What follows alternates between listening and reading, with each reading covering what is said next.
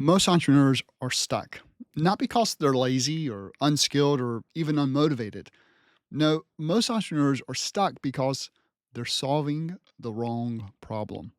And now, maybe you think it's your offer or your pricing or your niche, but what if the real reason that your business is not scaling is because you're looking in the mirror instead of looking through the window? You see, top entrepreneurs, they don't think like everyone else. They're not obsessed with getting more sales. They're obsessed with something else. And that something else is what makes all the difference. And see, I learned this the hard way. Back in 2016, I was all in on the HoloLens. It was a brand new augmented reality headset from Microsoft. And I launched a membership site teaching everything that I was learning, convinced that it was the next big thing. I was fully expecting them to replace the mobile device. The tech was very exciting to me, but the truth is only about 1,000 developers in the entire world cared. And I spent 2 years trying to sell something that I believed in instead of focusing on what people actually wanted. It wasn't a product problem, it was a perspective problem. And so in this video, I'll show you 3 mindset shifts that separate high level entrepreneurs from those who stay stuck. Now, each one is simple, but it's not easy. And once you see them, you won't be able to unsee them. So if you're ready to think like a top entrepreneur, win more clients, scale faster, and do it all without sacrificing service or your sanity, then you are in the right place. So let's start with something that no one really talks about. And it's crazy because it's really the invisible driver of all of your results, and that is expectation. You see, expectation is more powerful than motivation. Expectation is more powerful than information. And expectation is even more powerful than skill. Because here's the truth, you only take action on what you expect will work. And if deep down you don't believe the action will lead to results, you're going to hesitate and you'll procrastinate. You'll tweak, you'll adjust, you'll replan, but you'll never really go all in. And if you're not all in, neither are your results. So let me ask you this. Have you ever had a moment where you kind of believed in what you were doing, but not really? Maybe you had a great idea, but in the back of your mind, you were already bracing for it to fail. So you held back. You didn't post about it much. You didn't follow up. You didn't invest fully in launching or promoting it. And the result, well, is exactly what you expected. Not because the idea was bad, but because the execution was weak. Now, why was the execution weak? It was weak because you did not expect it to work. So you didn't put in the needed effort to actually make it work. You see, this is what most people miss. It doesn't even matter if your expectation is right or wrong. The more you believe something will work, the more action you're going to take to make it work. And the more action you take, the more opportunities you actually create. So even bad ideas, when done with belief and consistency, can actually outperform great ideas that never fully launch. I mean, that's crazy if you think about it. But taking action is key. And motivation only gets you so far. You need to expect it to work. And this is where high performing entrepreneurs are separated from the rest. You see, we cultivate beliefs before results show up. Choose to expect success, not because we're naive, but because we know belief drives behavior. We know that confidence isn't something that is earned after success. Instead, confidence is what actually creates success. So, how do you shift your expectations? Well, here's a simple mindset reframe. Instead of asking, will this work? Start asking, what will it look like when this works? See, that question invites possibility. It gets your brain to imagine execution and not failure. And that imagination alone is often enough to actually spark momentum. We can take a look at an example. Let's say there's two entrepreneurs and they launch the exact course, same course, it's the exact same topic, the same audience, the same tools, and one of them believes deep down this is going to change lives. I can feel it. And they show up daily. They talk about it with energy. They answer questions. They follow up. While the other person, well, they're hoping it works, but they're doubting every step. They post once or twice, then they disappear. They second guess their price. They second guess their content, even the market. So, which one is going to get more signups? Is it going to be the one with a better funnel, or is it going to be the one with the stronger belief? Exactly. The one with the most confidence. And my first big sell as a consultant came because the client could see I was genuinely excited about the success they were going to have once we started working together. Because people don't just buy your offer, they buy your certainty. So here's a challenge for you. Before you focus on what you're doing, ask yourself, what do you actually believe about it? Because if you don't expect it to work, it's not going to work. Not because it couldn't work, but because you'll never take enough action for it to actually succeed. Now, on the flip side, if you expect it to win, you'll actually find ways to make it work. You'll push through the problems, you'll adapt, you'll adjust, and you'll keep going until it connects. And that's the power of expectation. It's not just a mindset shift, it's a momentum shift. So, next, we're going to flip the lens entirely because it's not just about how you think of your business, but it's who you're thinking about in the first place. And we're going to talk about the fatal mistake that entrepreneurs make when they obsess over their vision instead of obsessing over their clients' pain. Here's a brutal truth that takes down more entrepreneurs than bad funnels or weak offers or poor technology ever will. And that's being self absorbed actually kills momentum. Now, most entrepreneurs, they don't feel like they're self absorbed. They think they're, passionate, they're visionary, purpose driven, and maybe they are. But there's a fine line between a passion for your idea and obsession with yourself. And when your focus is constantly on your product, your process, your brand, your service, your goals, well, that's all about you. And you miss the most important thing. You miss what your ideal client is actually going through. You see, the best marketers, the best entrepreneurs, they're the ones who actually scale fast and they serve well. They do one thing differently. They care more about their client's pain than even the client does. They know what keeps them up at night, and then they stay up even longer so they can solve it for their client. So, do you want to build a business that grows with ease and grows with speed? Well, then you need to start thinking of like a detective and not a teacher. Stop trying to proclaim your solution louder. Instead, start investigating the problem deeper. It's all about asking the right questions. I mean, you can look at this practically.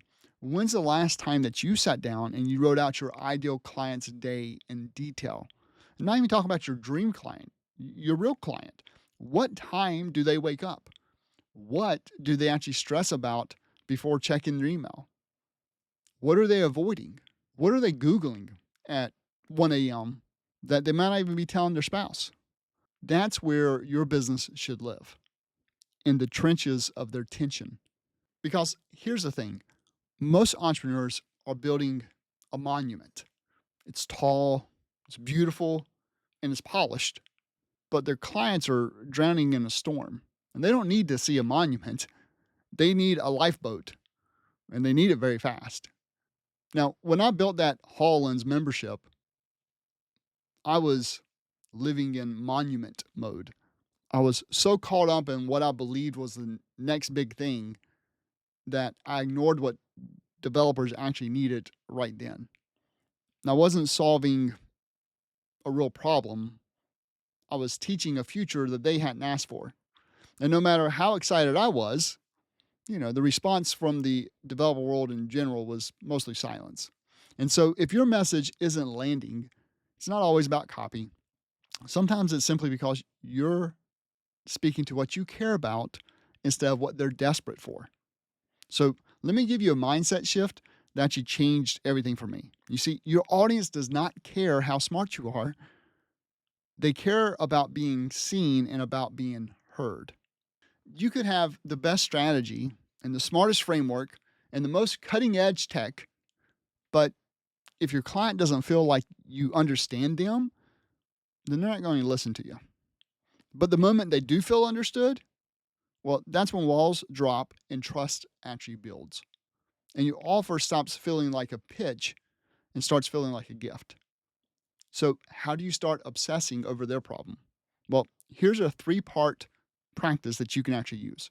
So, number one is you interview, don't assume. Talk to your real clients, ask about their day, their fears, their frustrations.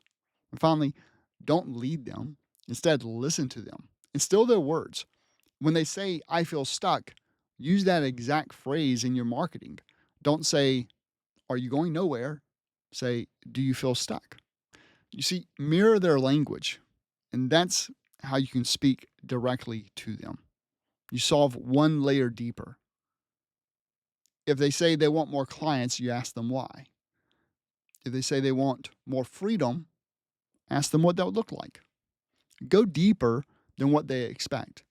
And that's how you'll actually be able to create offers that actually resonate with them. You see, the bottom line is you need to stop being the hero and instead be the guide. Your client is Luke Skywalker. You're not. You're Yoda. You're not the hero of the story. They are. They're the main character. You're the help. So serve them that way, and you'll never lack for growth. Now, it's not just about speaking to their pain, it's also about aligning your offer with what they already want to buy. Now we'll actually see where real sales magic happens. So let me tell you something that should free you up, though it may sting just a little. You see, your job is not to make people want something new. Your job is to find out what they already want. And once you find out what they already want, you give it to them. And that's it. That's it. See, entrepreneurs waste years trying to change people's minds.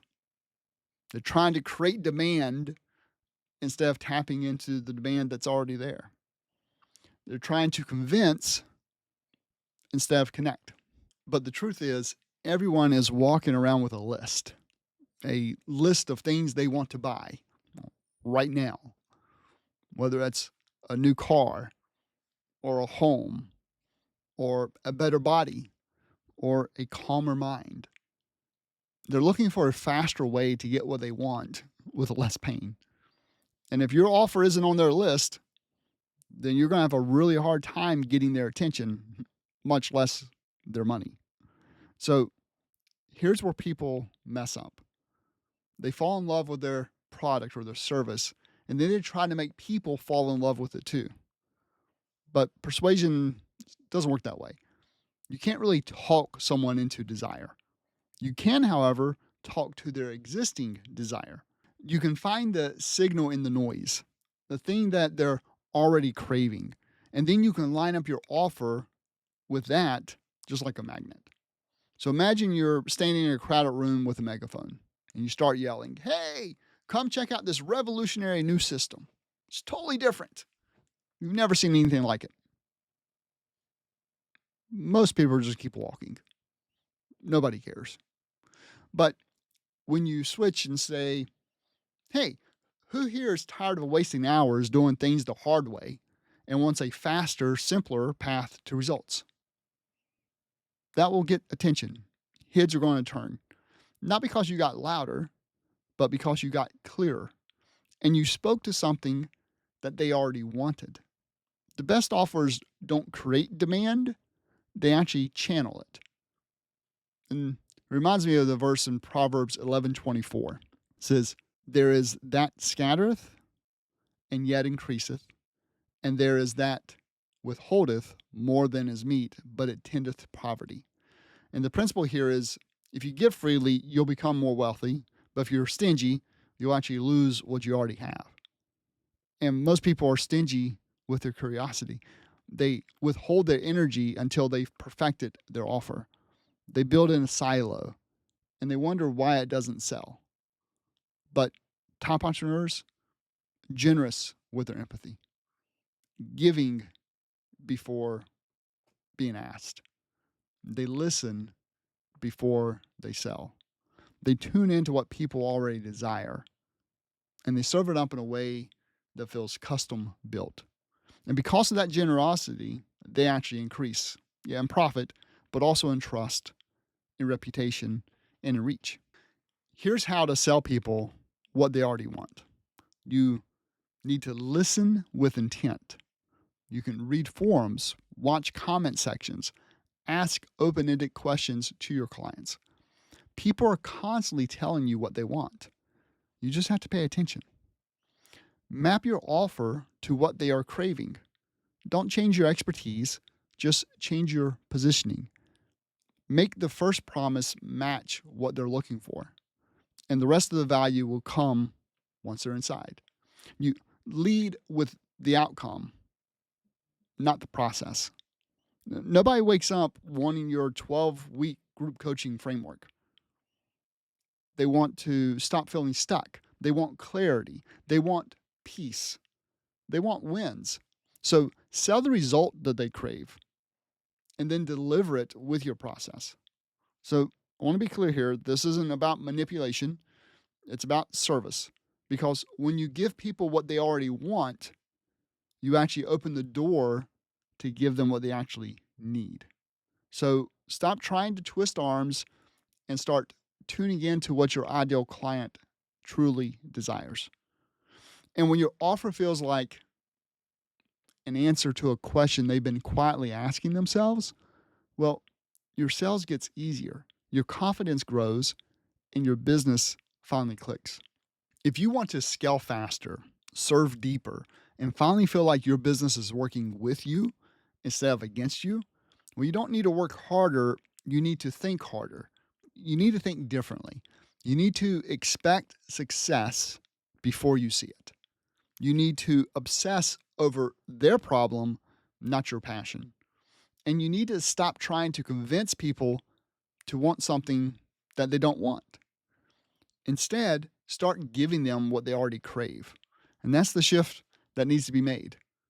It's simple, but it's rare because it requires following these three things: humility, curiosity, and generosity. And those qualities, they're not just good business practices, they're actually eternal principles. Again, you remember back what Proverbs 11:24 says about some giving freely and still getting richer while others are stingy. They continue to get poor. So it's not just about money, it's about mindset. And when you hold your ideas tightly and try to force them into the market, they shrink. But when you open your hands and listen to what people truly need and give freely, then your impact multiplies. In the same chapter, Proverbs 11, verse 17, reminds us, "The merciful man doeth good to his own soul, but he that is cruel troubleth his own flesh." The crazy thing is that serving others actually also serves yourself. Not in a selfish way, but in a very fulfilling way.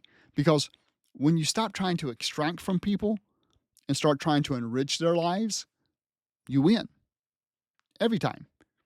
You see, your kindness will reward you, but your cruelty will destroy you. So don't extract value, give value, and it will be given to you. Finally, the very next verse, Proverbs 11, verse 18 says, "The wicked worketh a deceitful work, but to him that soweth righteousness shall be a sure reward." You see, evil people get rich in the moment, but the reward of the godly is going to last. So make sure you build the right way.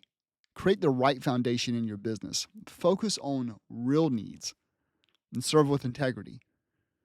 The reward will come in profits, yes, but also in peace and fulfillment and legacy.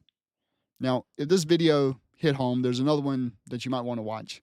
It's the secret to crafting an offer people actually want. So you can click here to watch it now. It's also in the description. And remember, success isn't about shouting louder, it's actually about listening better.